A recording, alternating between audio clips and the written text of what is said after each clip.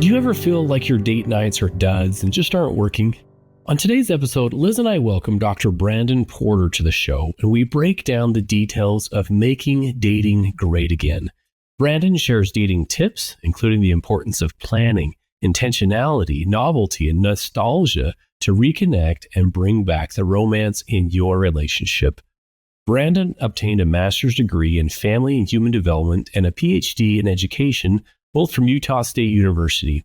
He's developed curriculum for, presented on, and teaches college-level courses in marriage and family relationships. Brandon and his wife, Danielle, have created resources to support partners in deepening their friendship, increasing their harmony, and keeping date night alive. They've been married for 20 years and are the parents of 6 kids. We hope you enjoy the show.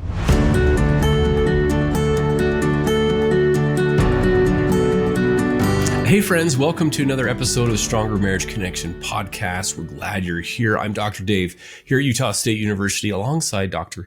Liz Hale, our marriage and family therapist. We are bringing you tips and tools along with some research to help you create the marriage of your dreams. Okay, in today's world, we get busy. Liz, don't we? With work and life stress. Yep. And sometimes kids. And sometimes it feels like life is happening, but date nights aren't. Or sometimes you just decide to count your trip to Walmart as your weekly date night. And it could be challenging. It could be challenging to keep date nights alive and meaningful. Well, here to discuss why your date nights aren't working is Dr. Brandon Porter. Welcome to the show, Brandon. Thank you. Grateful to be here. Yeah. Now, Brandon, you and I, we met years ago, I think at a date night event of all places. We've bumped into each other at a few of these types of events. So I'm grateful to know you. I love the resources and ideas that you talk about, that you put out with you and your wife, your YouTube channel, all that, which we'll dive into a little bit. But can we take a big step, kind of the big picture, Brandon, and tell us a little bit about your why? Tell us what got you interested in this area of date nights. So starting out in our marriage, Danielle and I, we were fairly good at making date nights happen, though pretty soon on in, I started to get that mindset of we're together all the time. And so what's the difference between a date and the rest of the week? But we still kept them going. Then more kids came into the picture, got into grad school, and it became a lot less frequent. Danielle was great to encourage it. I was much more content with what if we just watch something on a Friday night and get root beer floats? Like, what difference does it really make? We had some good friends who encouraged us and made it possible for us to have regular babysitting for free and a babysitting swap. And that helped us get out. But typically those dates were getting something to eat and going to the store. And so it felt more practical than connecting. And part of the issue was the way that I was thinking of a date night. I couldn't see how we could make babysitting, meal, and activity happen without breaking the bank. It was after our 4th child was born, I was home trying to be Danielle for a week. And at into the first day, I was like, I am learning so much. This is so humbling. And I started writing everything I learned to wrap up for her for Christmas as like a gift of empathy. I had 3 pages worth of lessons that I learned from trying to be her for a week. And one of them was, we've got to have some kind of date night that happens on a Friday or Saturday, something to look forward to that just changes the pace of life, takes us from our regular day-to-day activities. As when you're in the monotony, and it can be draining. And so that helped kindle in me more of an awareness of the value that this could bring to our relationship. And so I've just tried to be a lot more intentional since then and learned a lot in the process. That's impressive. I think we all 3 agree, and probably our listeners too, that date nights are crucial for marriage. Because, Brandon, what happens to a relationship when couples stop prioritizing one-on-one time, right? Share more, please. Oh, yeah. We lose that sense of us. That sense of friendship and connection can become less vivid.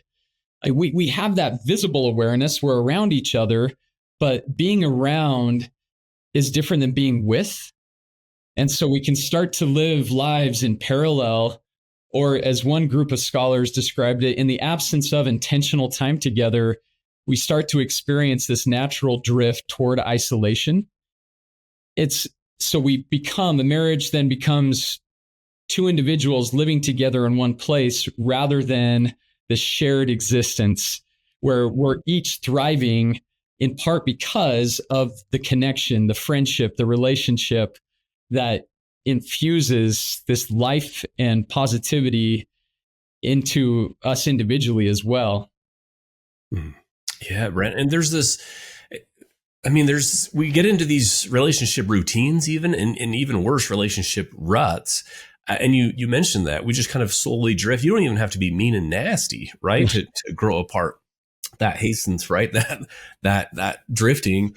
But really, you could just have to do a whole lot of nothing. And then you get busy in your routines. And I say these relationship ruts. And I know many couples that are in this and they almost don't even realize it. So we know there's this cultural pressure, right? To have regular date nights. But when let's be realistic, you're juggling careers, life stress, kids' schedules, something has to give. So how can we help overwhelmed couples to think differently about connection time?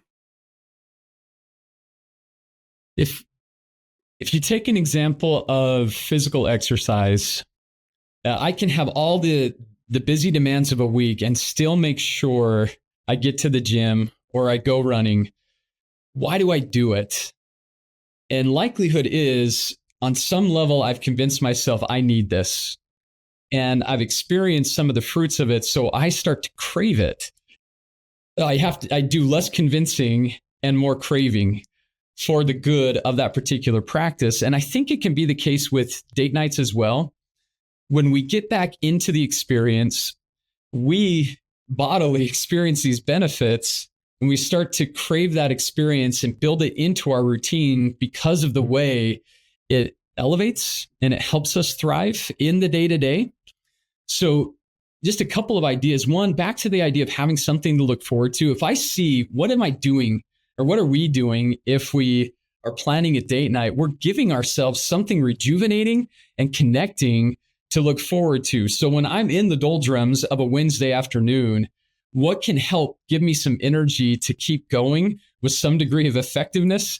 Well, I've got this to look forward to. I get to be with my best friend doing this specific activity. And one of the benefits of that, Shauna Core in The Happiness Advantage noted that often the most enjoyable part of an experience or of an activity is the anticipation. The way that it lights up areas of the pleasure centers in our brains in the way that the actual reward will. Sometimes it almost seems like even more, kind of like the Christmas effect. Christmas Eve compared to Christmas Day, it's that anticipation. So another benefit is if we see, well, this can help us actually thrive during this challenging, busy season. Like one couple, they had young kids. He was working full time, also in grad school. They carved out Friday night as like solid. Nothing was going to interfere. And the wife described how it helped her develop a sense of control. Like, I have control over my life. I know I have control over my time on this day, and we get to have control over our relationship.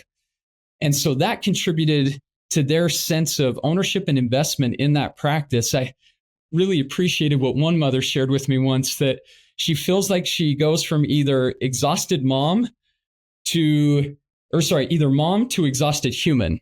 And doesn't really have time to be wife or be self.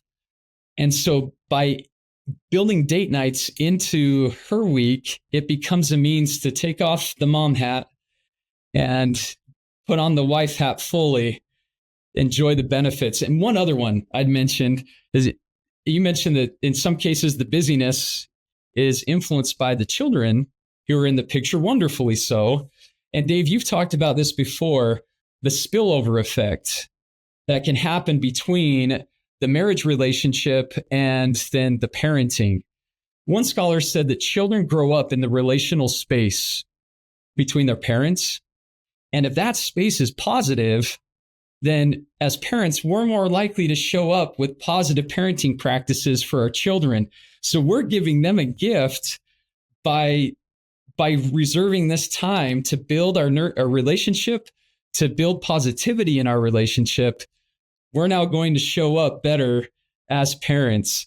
And it's like what one marriage and family therapist said, that for parents to have that solid relationship as a means of blessing their children or benefiting their children, it's not just sentimental, it's scientific fact that children who are raised in a more positive atmosphere with more emotionally responsive parents, they're going to experience significant developmental outcomes cognitively, emotionally, and socially. So we're gifting something to our kids by making this practice happen. Yeah, they're watching. They're observing. And you're talking about this intentionality keeps coming to mind, right? What you prioritize.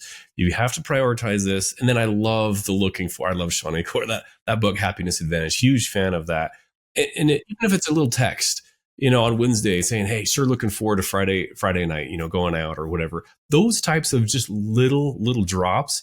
It's ding, right? It's this, yes, I'm looking forward to this. And I know this person is looking forward to this. And so the more you talk about something coming up, texting about it, sharing the excitement about it, it builds that anticipation. Love it. I love that. I was just had a conversation with some married couples about this.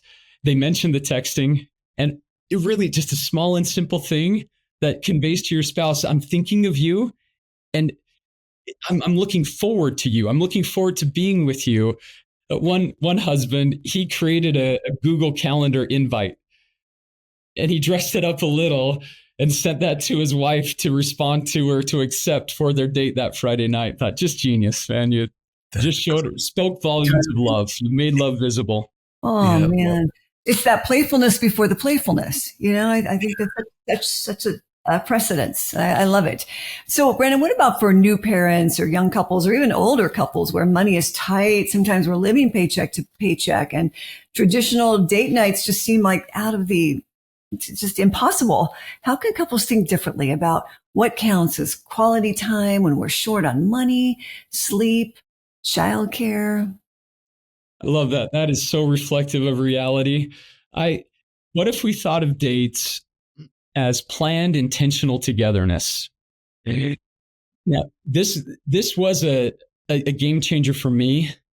I mentioned previously how I thought of a date that it was out of the house with food and activity. When I read, learned, and finally accepted that at-home dates can be just as legitimate and valid as out-of-the-house dates, I truly changed the experience, and it became doable for me. I could see how we could make this happen on a consistent basis. And this is something relationship professionals have talked about, that it doesn't have to mean leaving the house. You can have wonderful date nights at home. One scholar shared her experience with her husband, where at a certain season in their marriage, they had young boys, and going out wasn't financially reasonable or realistic for them. So they would set their boys up in a bedroom with a movie and sometimes popcorn. And then one of them would go and grab some takeout. They'd sit at the kitchen table, eat their food in just an uninterrupted conversation. Then they'd go put their boys to bed and then have a second part of the date after their kids were in bed. So the second part of the date for them generally was watching the X-Files. And they would only watch the X-Files on date night. So their boys, they started to look forward to, sweet, when mom and dad go on dates, that means movie night for us. So they're supporting their parents doing this. And then the couple was able to create this experience at home that was meaningful to them. And the scholar said that to this day, when they hear the X-Files music, it just rekindles those positive memories and emotions of those dates that they had at home. I would mention two principles that for me made it so that it really did feel like a date. The first is to make it taste like a date. Oh, I love that. So if you were to think through what are the foods that you pair with a date night, and now how can you bring those home? So like for me, it was pretty easy. It's French fries and ice cream. My wife, tacos and ice cream. And thankfully, we live in a spot we can easily get that and be home within like 10 to 15 minutes. So the food's still good. we get the taste of a date without the full expense of eating out. But then the second, because you're not changing your physical context, it's really important to learn to shift your mental context. If you're staying at home, one thing that helps is doing a little pre-work to declutter certain spaces you're going to be in for your date, so that your brain isn't perpetually triggered with, oh, I need to take care of those, like responding to those messages or clearing that space. So you set yourselves up for success, a little bit of intentionality in that way. Yeah. Oh, that psychology, that taste of the date. I've never heard that put that way, Brennan. That's brilliant. And all this takes, again, work and planning. It's easier, Brandon, when you agree, than Liz, that it's easier to not do anything. Just, I mean, that's kind of the natural state of us, is like, let's just, here are the kids and not do anything. But a little bit of planning and a little bit of work and effort. And part of that is like, yes, looking forward, I'm going to run, grab this, and you get this. Yeah, the ice cream, and we'll put this. It's part of that planning. Tell us a little bit more about the psychology of kind of the mindset, because it's like Friday, it's 5:00. Oh, I'm so tired. I mean, how does that shift? Because you're talking about at home date nights, which I think a lot of couples, they're like, okay, yeah, this could work for us, but how do we change it up so it doesn't feel like another Wednesday night watching TV together? I think part is in what you just described, that bit of intentionality prior to it. In a discussion with one group of married couples on this, one wife shared that she and her husband were talking, why would a date feel different than a Wednesday night when we're together, as it not much has changed in the setup or in the activity. And she said it feels like it's different because we planned it and we anticipated it. There really is something on a psychological level to naming or labeling an experience. That name or label will carry with it certain associations that we've built in to that particular name. So, for example, date night for some couples will carry this meaning of connecting and doing something for the good of us, like this exclusive time to express interest in my partner. Another wife shared that when it's a date and it's been labeled as a date, she said, I'll put away my phone and I'll be more intentional in listening and really caring. And it's not that she doesn't care about her husband elsewhere, but she can be more casual in the interaction, whereas the sense of date carries a meaning of like certain politeness and investment in spouse, investment in the relationship. You have this added sense of accomplishment and the sense like we meant to do something together for the good of our relationship. And we did it. It's very relationship affirming. I love that. I mean, little light bulbs and stuff are going on in my own head right now. The word intention, and then coupled with attention. I like to say, lack of attention leads to loss of connection. So you're planning it intentionally, and then you're giving attention to that person. You're putting away phones. You're making it a priority. And yeah, I love that. Planning ahead and then giving them the greatest gift, and that's your attention. Ooh, well said. Can I just mention real quick also on the planning ahead, I love how simple it can be. And it may initially feel bigger if it's not happening. It can take more conscious energy to make it happen. But let's say a couple is filled up, like one of the spouses really wants to see something that was just released on Netflix. Then if they did text on Wednesday, hey, you want to go on a date this Friday? Response, sure. What do you have in mind? Well, you want to watch this on Netflix? I'll get some shakes. And it just changes the feel, the flavor of that experience from a Netflix rut to, hey, this is date night. We're doing this for us. Yeah, I love that on a Wednesday rather than on a Friday. Hey, you want to go out? Do you want to get something? Yeah, it just makes it feel more special that you are thinking ahead instead of day of. It's just a little tweak. We'll be right back after this brief message.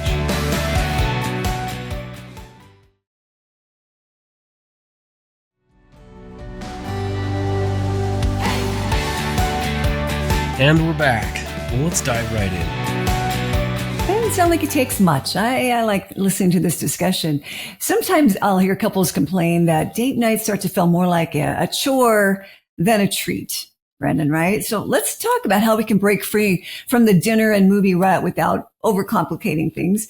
How do we keep dates fresh, not so boring? So Arthur Aaron is a professor of social psychology, and he's done some research on the effects of novelty in dating activities for long-term couples.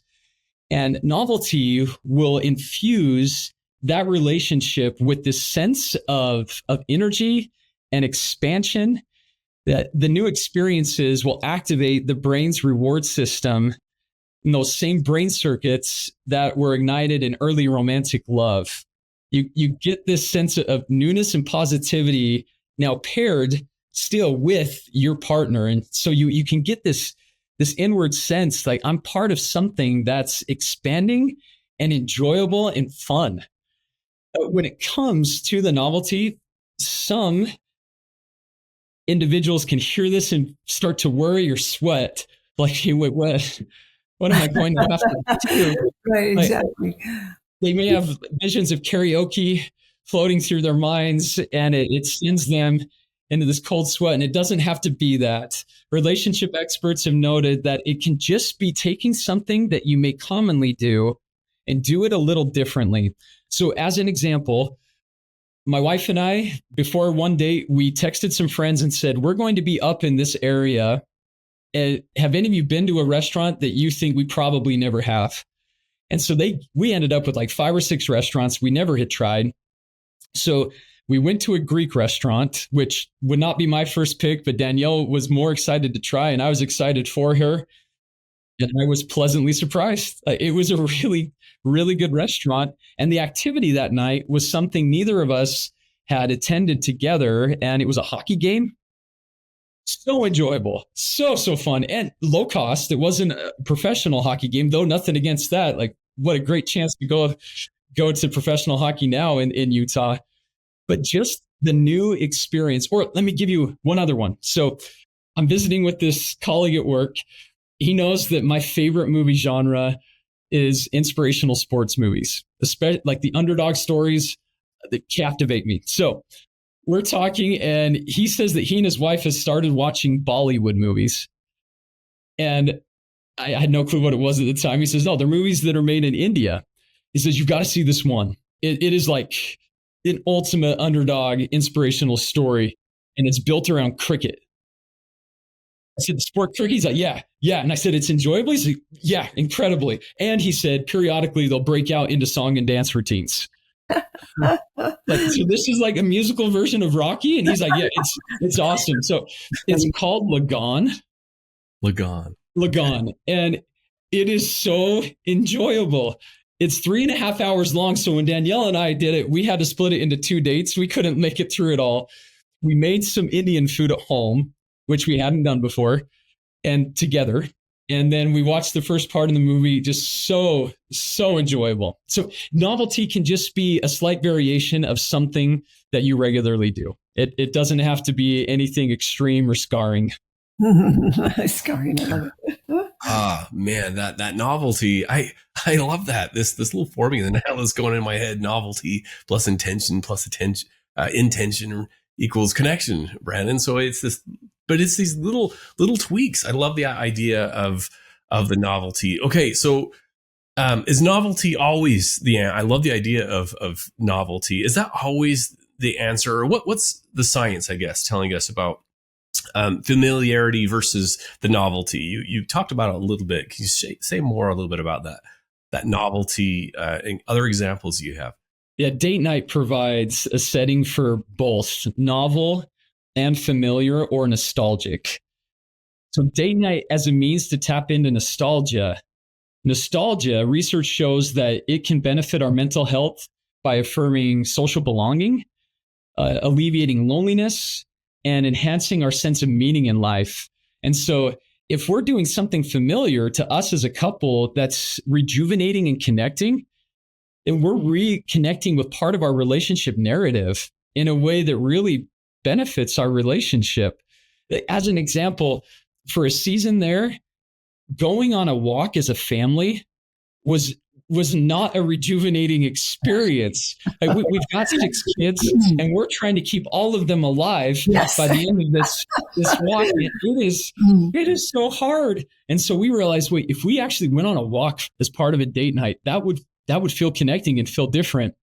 So we've now done this several years in a row. We'll walk to a spot to get some ice cream or shakes. And then on our way home, we'll walk past a movie theater and go in and just buy the popcorn, and then come home, put our kids to bed, and watch a movie. So that has connective tissue for us because of the meaning it has for our relationship. Will we do it for the next 20 years? I don't know. But for now, we look forward to it. And part of the benefit, we already have one date planned on for the year. We know we're going to do that. Really, really connecting. I would also mention, as one relationship scholar observed, novel experiences, depending on where a relationship is at, may not be what they need. He gave the example that if you put a husband and wife who are kind of in a strained season, so they have this ongoing tension, put them in a novel experience, it may just further aggravate the tension. And so for them, the connecting date night experience might be going to a movie theater and just sharing a bucket of popcorn. So their brain is associating the pleasure of the popcorn, the enjoyment of the experience with the presence of their spouse, and it can help move the needle in positive ways for them, healing and connecting. And then maybe later, other novel experiences will have more of a positive effect for their relationship. Mm-hmm. So, Brandon, this novelty, this nostalgia gets me thinking about even what do couples talk about, or maybe even not talk about on date night? Does that make sense? I've heard, don't talk about kids, money, or work. What do couples, when they go out, they're like, okay, and I see other couples, which is sad. Sometimes I'll go out with my wife and I'll see couples again on their phones on date night, and I think, what are you doing? What do you recommend? The couples, I don't know, topics, and they're like, what should we talk about? That can be a challenge. Is the context of our relationship in the day-to-day can feel very transactional, where a lot of the dialogue happens around things that need to happen to make life happen. And so how do you switch context? Part of it helps if we have planned it as a date. We'll mentally and emotionally often approach it differently. It can help for a couple to agree upon some general rules of let's avoid talking about stress-inducing topics like finances, like parenting. We've found, Danielle's been so good to help me see this, that there are other times where to talk about our kids can be connecting and fun because of what we're talking about relative to them. But in other instances, think through, what do you want to know about your spouse? Like, how are they experiencing their current reality? What are they reading? What are they listening to? How are they thinking about things? And so to express interest in our spouse and then to stay interested, explore more of their thinking. My wife uses this phrase often, and I love it. It's tell me more. Wait, tell me more about that, what you're thinking about that. Or tell me more about what happened with that event, if it's like a national or world event that I'm talking about. To just say I'm still interested, and let's continue on this conversational thread. Some couples find it helpful to still pull up some of those lists of conversation starters and just pocket a few that look, that would actually be really interesting to hear my wife's or my husband's perspective on that particular topic. And then bring it in, especially things related to upbringing, past experiences that just let you know more of who this incredible person is in front of you. One of the things that drew me to my wife was her mind. And I love knowing, there's so much to explore, so much of her thinking, so much of her knowledge and her living and how she lives, how she experiences reality, that being interested, staying interested just allows more of that to come out in a way that we get to share more of existence together. Yeah. Oh, that's great, Brandon. It is very touching, actually. Very, very tender. You and your wife, Danielle, Brandon, have created some resources and even a YouTube channel to help couples make date night great again. I can't think of a better couple to do that than the two of you. Tell us what you've created and where listeners can find out more about you. So a few years ago, we had a conversation with a community educator about date nights, and she was sharing some of the challenges that she's experienced in trying to help those that she has in these educational settings, helping them see that this is a practice that you can do and it would benefit you. Kind of related to my challenge, the way they've conceptualized it, it just doesn't make sense that it could be part of their life. And so after that, my wife and I, we felt a nudge to somehow add to the great resources that exist out there to help make the idea and the practice of consistent date nights more accessible. And so on YouTube, at Marriage Built to Thrive, you can see over 40 date videos and some other videos that just have some practical tips for making date nights happen. And then on Instagram, similarly at Marriage Built to Thrive, we've got there listed those same dates, I think somewhere over 70 date ideas, as well as some other practical tips that can be part of having a thriving marriage. We just tried to make it accessible, digestible, and offer it to the benefit of those who might be interested. I love it. Do you have any stories of individuals, couples who have used these tips and ideas and maybe in their own marriages, and how did it go?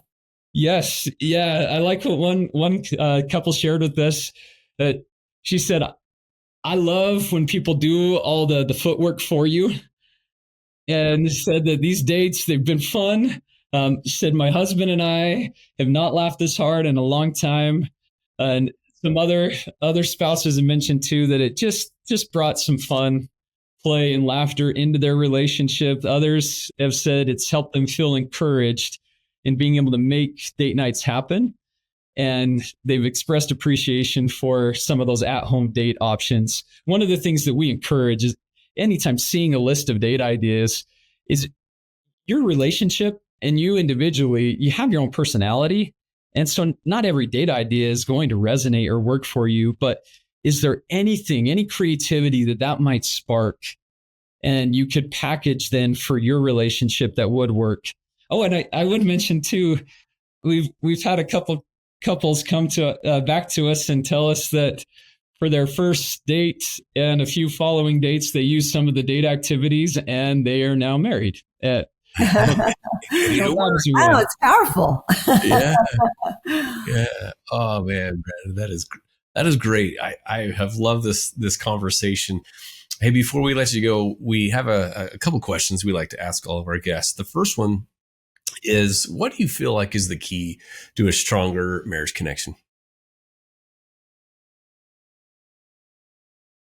I'd say intentionality in helping your spouse feel seen, feel valued, and feel loved through small and simple efforts that really resonate with them.